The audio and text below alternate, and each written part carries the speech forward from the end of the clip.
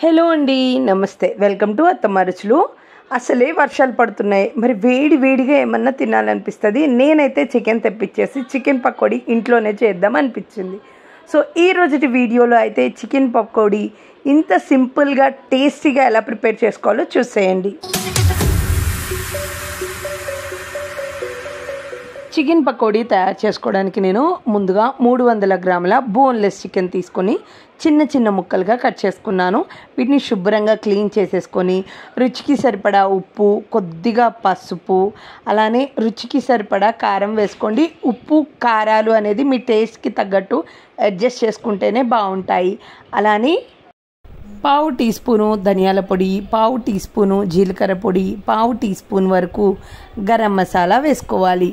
అలానే ఒక అర టీ స్పూను అల్లం వెల్లుల్లి పేస్ట్, ఒక లెమన్, ఒక ఫుల్ లెమన్ అండి, ఇలా రసం తీసుకొని పెట్టుకొని అది కూడా వేసేసుకొని బాగా చికెన్కి ఈ మసాలాలు మొత్తం పట్టేటట్లు ప్రెస్ చేస్తూ కలుపుకోవాలి. ఇలా కలుపుకోవడం వల్ల చికెన్ ముక్కలకు మొత్తానికి మసాలా బాగా పడుతుందండి.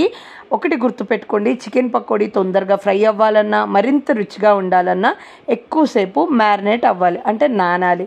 నేనైతే ఒక 3 గంటల పాటు నానబెట్టుకుంటున్నాను. మీరైతే ముందు రోజు నానబెట్టుకొని నెక్స్ట్ డే వేసుకుంటే ఇంకా బాగుంటుంది, త్వరగా ఫ్రై అవుతుంది. ఒక 2 రెమ్మల కరివేపాకు కూడా వేసేసుకొని ఒకసారి కలుపుకొని మూత పెట్టుకొని 3 గంటలు నాననిస్తున్నాను.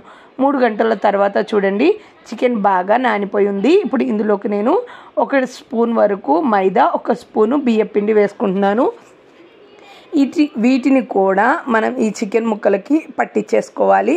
ఎప్పుడైతే మనం పకోడీ వేసుకోవాలనుకుంటున్నామో అప్పుడు మాత్రమే వీటిని కలుపుకొని వేసుకుంటే ఎక్కువగా చికెన్ పకోడీ ఆయిల్ పీల్చకుండా తక్కువ ఆయిల్లో ఫ్రై అయ్యి వస్తుందండి. ఇప్పుడు కొద్దిగా వాటర్ చిలకరించేసుకొని ఇలా చూడండి, ఇలా బాగా కలిపేసుకోవాలి.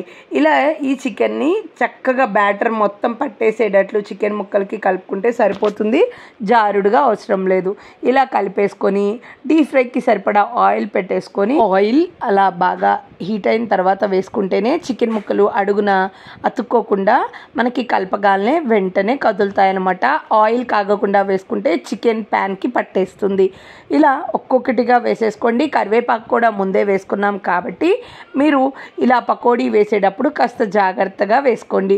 ఇలా వేసుకున్న తర్వాత ఒక 2-3 నిమిషాలు కదపకుండా ఉంటే గట్టి పడుతుందన్నమాట.